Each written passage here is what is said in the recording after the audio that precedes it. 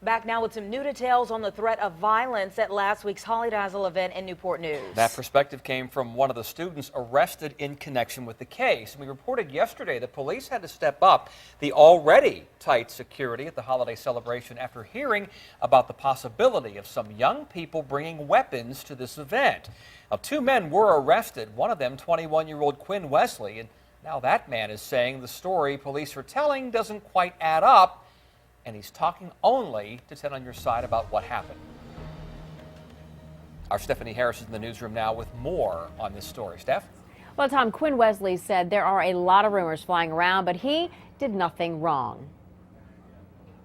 And I just want to say that I ain't have nothing to do with that. They can't prove that I had nothing to do with that, so I'm just clearing my name, basically. Quinn Wesley said while tens of thousands were jammed into Oyster Point for Hollydazzle, he was actually just passing through. On his way from work to his friend's house, he decided to stop at a stand and buy a drink when police stopped him because he was carrying a gun. They took the gun. The gun was registered. It was my firearm.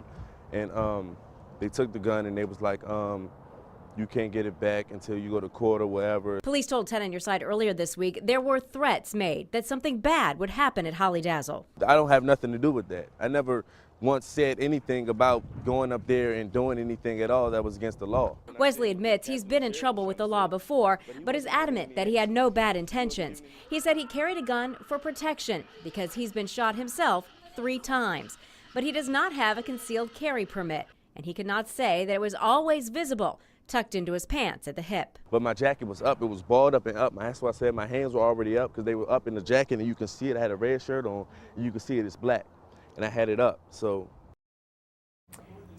we asked police about what Wesley had to say. They told us they acted on the information they had, but they said they couldn't go into the details of how they came in contact with him. Stephanie Harris, 10 on your side.